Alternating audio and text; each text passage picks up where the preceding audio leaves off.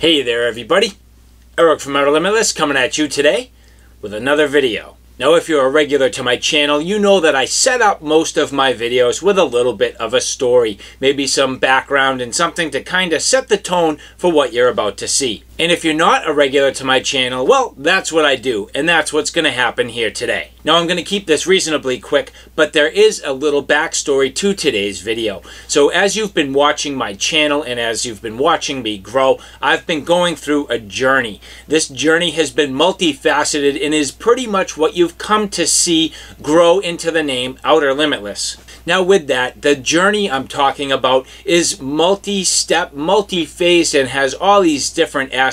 But the two main things I'm going to talk to you about today is, one, my journey into lightweight backpacking, and two, my dealing with Lyme disease. Now I don't talk about this very often, but I do have Lyme disease. It's something that I've struggled with quite a bit, and especially earlier on. If you looked at some of my earlier videos, you could really kind of see it on my face. Now I did talk about it in a couple of videos, but most specifically when it really bothered me the most was when I needed a ton of deep, hard core energy. Bad news. This right here, I guess, is officially our summit. I'm on top of the world! Can't make it. It's my own body telling me to take a break, so we're gonna go find ourselves a camp and set up and have ourselves a fire and hopefully some good food. And I'm drinking coffee. Ooh. I like the sound of coffee. So we didn't make our summit today. Not a big deal. I mean, do you think I care? Let's put it this way. You know, I come out here to do the best I can, to enjoy the outdoors and to have a great experience. And so, you know, the other part of it is, I know I'm still sick. You know, I've been dealing with Lyme disease now for a while, and it's pretty tough. I mean, I have days where I have my good days, and I have days where I have absolutely no energy. And so, you know, today I started this hike. I thought I was very strong. It felt good for the first, I'd say, maybe 2.5 miles, 3 miles, but then the trail got real difficult, and you know, my body just didn't have the energy in it today. And so, you know, do I feel like a jerk? Yeah, kinda, but is there anything I could have done about it? No. And do I ultimately think that I made the right decision turning around? Absolutely. And you know, with a spot like this to find a camp, and you know, maybe I didn't summit a mountain today, but we found ourselves a pretty cool camping spot, and I've never ever camped beside a raging river like this, and so this is a unique experience in itself. And so, you know, did I come out here and do what I set out to accomplish? Of course I did. You know, I came out here to gain experience and enjoy the outdoors and continue to live my life, and more than anything else, you know, not let a disease or an illness get in the way of me enjoying my life and still trying to do cool things. So, hey, you know, that comes with the territory, but fact is, at least I'm out here doing what I'm supposed to be doing, having a great time and enjoying the outdoors. And that is something that really has been a struggle, but I've been overcoming it, and I continue to get better and better. Now with that, one of the things that early on when I started backpacking, I carried way too much gear. Now I knew that at the time. I didn't exactly know what true preparation was. In fact, I was oftentimes so prepared that I was basically unprepared. But as I grew into this hobby and got better and better gear, became more and more educated, and had more and more experience, I've been able to take my kit and hone it down. And that's done a couple of things. But the most important thing has allowed me to really continue to get into this sport, continue to get out there. And as I manage Lyme disease and get better and better, I'm also getting more and more efficient with my backpacking kit. So with that said, I am currently at the point where I've taken my kit and pared it down and really gotten very efficient. Now, one of the things when I was really sick, when I was so sick and getting started, I knew in my mind at that time that I would never be able to do some really substantial hikes. However, now that I'm getting better and continue on my journey, I absolutely feel strong enough and healthy enough to be able to fulfill some of these dreams that, quite honestly, I did not think I'd be able to do. So this summer, I have a pretty epic trip planned for me. Now, I have a 34-mile trip that for me is pretty substantial. I know in the grand scheme of the world, that's not really all that significant, but for me, 34 miles is definitely something that, if I can achieve it, is a great accomplishment. And so for that, I've been trying to build a kit that's very refined, the best of the best of gear that I have, and I was really looking for a way to package this all up into a nice, tight, compact kit. Lightweight, easy to carry, feels good on my back for mile after mile.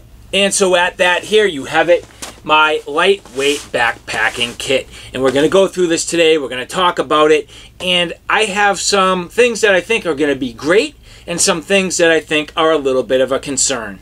And at this point, if you're interested in seeing a little bit more about what I'm about to talk about, do me a favor, stay tuned.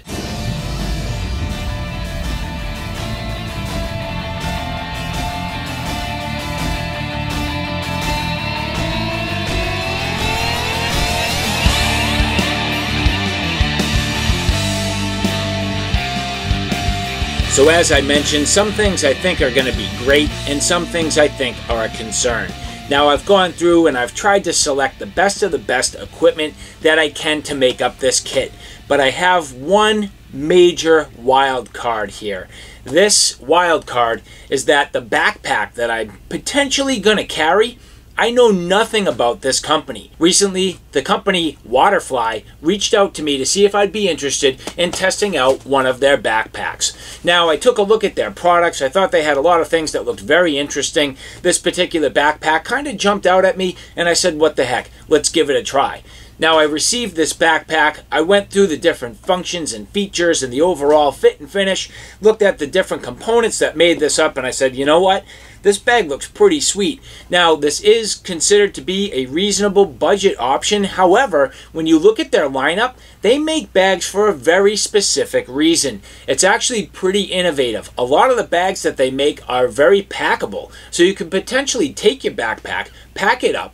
It's a storable option that you can get into luggage, or you can put it into another bag and take it to a destination, break this out, and have a good quality, suitable backpack. Now, there are other companies that have done very similar things. In fact, we've taken a look at backpacks very similar in the past, just a slightly smaller option and not something with this much capability. But this bag here is a 40-liter backpack, and I have fit this out with, again, some of my best gear. This is nice and lightweight, very easy to carry. Now, at this point, this has my entire kit, short of just a couple of things. One, a small med kit, which I still need to assemble. Two, my water. And three, my food. But the rest of this is everything I'm going to need for that trip. I plan on trying to stomp out those 34 miles in 2 days, 1 night, and this is what I'm going to have for that trip. So at this point, let's go through this pack, let's go through the contents, and then we're going to take a look at the overall features, fit and finish, and function of this Waterfly backpack. So here we're going to go in a little bit of reverse order, so you'll see I have my scale set up on tare and my ability to get this pack into this bucket here. Total weight of my current kit without food, water, and a small med kit, 12 pounds, 1.9 ounces. So at a little over 12 pounds, this bag is very lightweight. Now, I'm not sure if you'd consider this to be ultralight or lightweight, but for me, might as well be ultralight, because I'm usually like a 40-pound pack type of guy, fully loaded with my food and water. So add maybe another like 8 pounds or something like that to this. I'm going to be probably sub 20 pounds, which for me is excellent.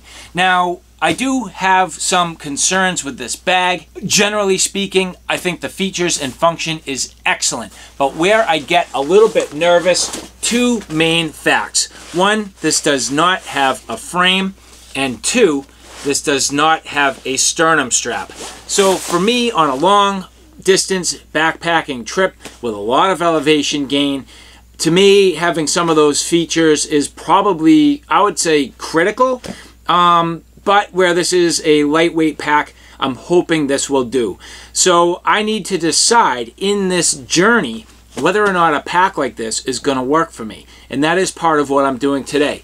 But overall, generally speaking, this Waterfly backpack is a good quality backpack with overall tons of features, nice material, nice construction, is extremely lightweight in and of itself, which is where I'm getting a good amount of weight savings. Saving weight in your big three is definitely a way to shed some pounds. Every 5 pounds matters, and in this case, I have a bag that is sub 2 pounds, and that is huge. So having all of the features and functions built into the bag and less than 2 pounds, well, to me, that's definitely a plus. But before we do anything else, we are going to get into the contents of this bag. So here you'll see the lower compartment here is dedicated, if you want it to be, to a sleeping bag. So here I have my Sea to Summit Micro 3, which this bag is basically a winter sleeping bag. Now, I don't know exactly what season I'm going to be doing this trip in. I'm kind of planning on it being more towards summer, but I don't really know yet. And I said, what the heck? Why don't I pack this up with some of my robust gear, and at that point, if I change seasons or it's better conditions than I expect, I can actually pare it back even further. So this to me is worst case scenario. So the Sea to Summit Micro 3, a bag that's capable of going down into like 15 degrees with comfort. I've actually used this in negative 15 degrees and survived in a hammock. So to me, this could be overkill, but again, that's in this pack and definitely weighs into the overall weight of the bag. But exposing the bottom of the pack here, you'll see this nice open design. So that had the entire sleeping bag in there. Now, the Sea to Summit Micro 3 does get pretty small, so I think most sleeping bags would be generally around the same size. Continuing to go through the contents of this bag, on the side, I just decided to throw my dirty water bag and also my filter. Now, with the idea, like I mentioned, I don't have my water in here. I plan on carrying a bladder, so the bladder will be inside the sleeve on the inside of the bag and then rooted out and over my shoulder. Which, as I'm talking about that, does leave me a little bit subject to this pack construction. I don't see the ability to root a bladder easily with the straw to the outside. You may need to get a little bit creative and sneak it out. That is one thing that I see right away, just the inability to root your straw out the back of the pack. Now, as I get into the top, you'll notice the top of this bag right now I have completely open. That's going to allow me to put some food in the top here. So this, to me, where my food's going to go, but on the inside, there is actually an additional compartment. So as I unzip this here, you will see an interior compartment, which right now, I have my headlamp, and that's it. But I will put my keys and my wallet inside there, nice and safe. The ability to zip it actually inside of the exterior pocket, which is kind of nice. I like that. The purpose of that is this entire head pack becomes a bag that the whole bag kind of goes into for storage and your ability to take this with you, maybe in your luggage or whatever. But I like that. I like the fact that it's got that double pocket, works very well, and is an interior compartment that's very secure. So definitely an added bonus. So continuing on through the contents of the bag, here you'll see this nice drawstring enclosure on the top. Now, I'm not sure exactly what type of terrain I'm getting into. I mean, I have a pretty good idea, but I'm not sure where I'm going to camp. So I said, you know what? I want to be a little bit versatile here. So here you will see my Sea to Summit. This is the Ultralight XL hammock. So the ability for me to potentially use the hammock and then some kind of hardware here. So I have the lightweight straps, as well as I have a ridgeline for a tarp, some tie outs, and some stakes. So the reason why I have the ridgeline, the tie outs, and the stakes is pretty much because I'm also going to have a tarp. So regardless of if I decide to use the hammock, I'm definitely going to have the tarp overhead, and if I have to lay on the ground, I can make an improvised shelter out of the tarp. But as I move through here, you'll see a small sack here, which has a change of socks, change of underwear, a change of shirt, and 2 bandanas. So ultimately, not all that much in the way of change of clothes. I just want a little bit of freshness on my socks, my underwear, and my shirt, but I do not necessarily intend on bringing any other real clothing with me. Now, I do have some outerwear in here, but in terms of actual change of clothes, that's it. Sea to Summit pillow. So this is the Eros pillow that I've been using for years. Now here, depending on the actual conditions and what I'm getting into, you will see I have my Rab down jacket, which always goes with me no matter what, but also my Kuiu super down pants. So having down is definitely a must.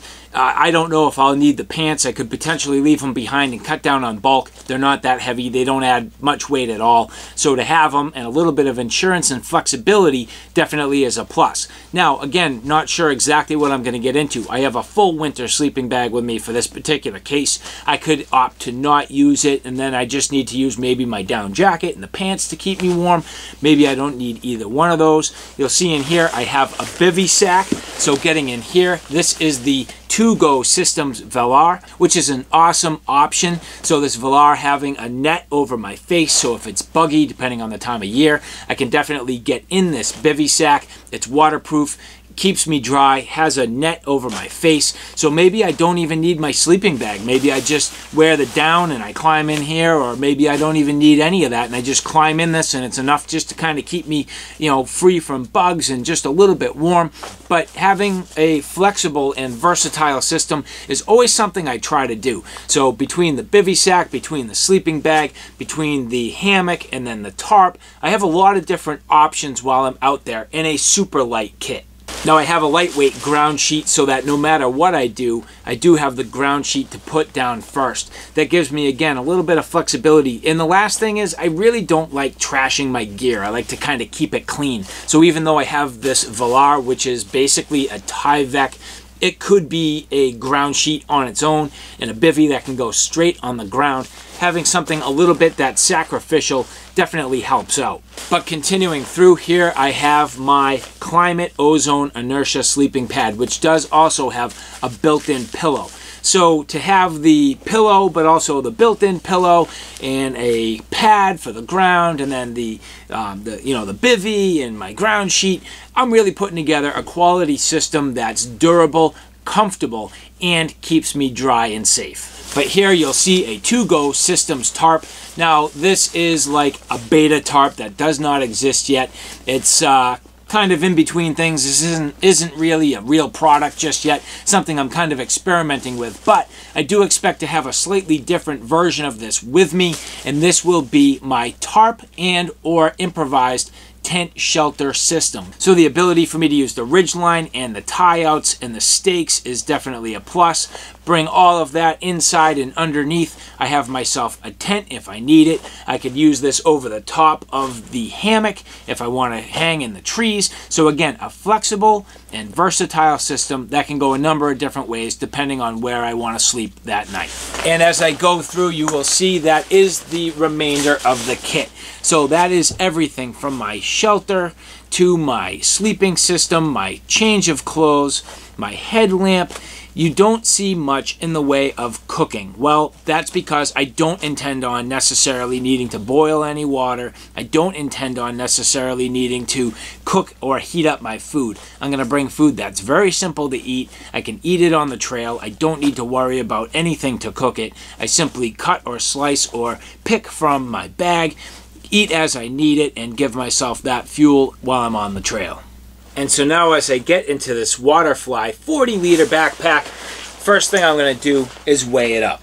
So my measured weight is 1 pound 7.6 ounces. So measured up 1 pound 7.6 ounces. Which for me is what draws me to this bag. Being so lightweight and then having all of these different features.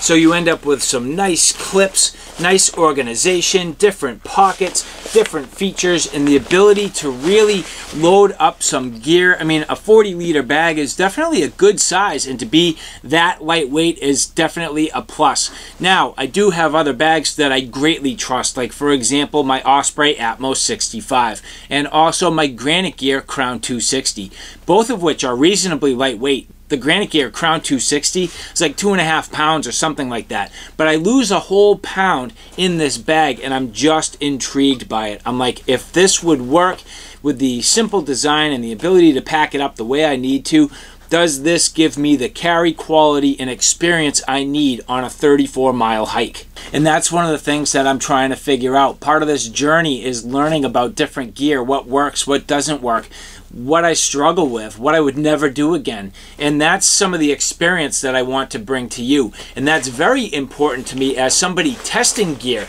to be able to make recommendations and overall tell people what to expect. And I'm hoping that through this journey, if I do choose to bring this Waterfly 40-liter bag, that I come back and tell you that it was a success, that it worked very well, and that this is not only a quality carry option for you, but also very affordable. So to wrap this video up, first and foremost, I'd like to say thank you very much to the people at Waterfly who have provided this product for a review. And for the rest of you, I encourage you to continue to come along on my journey. If you've been with me for a long time, I greatly appreciate it. I appreciate everything you've done to support me. And even through all the times that you didn't realize, but in the back of it all, I was struggling. I was fighting through Lyme disease, climbing the mountains, and all the trips that you've seen me going on. I was struggling with that illness and trying to fight through it. And every single time I record one of these videos, I just power through and I continue to move on. And that's what this journey is for me. So I'm hoping you'll see this bag out in the mountains. In the meantime, I have to continue to go through this, go through the features, the form, the function, make sure it's going to perform exactly as I need it to. And at that, you will probably see this along the way. So all right, guys, thanks for stopping by. I hope you like what you saw. I hope you found it a little bit informative. If you like what you saw, please like, share, and subscribe. And as always, thanks for stopping by. Take care now. I'll see you soon.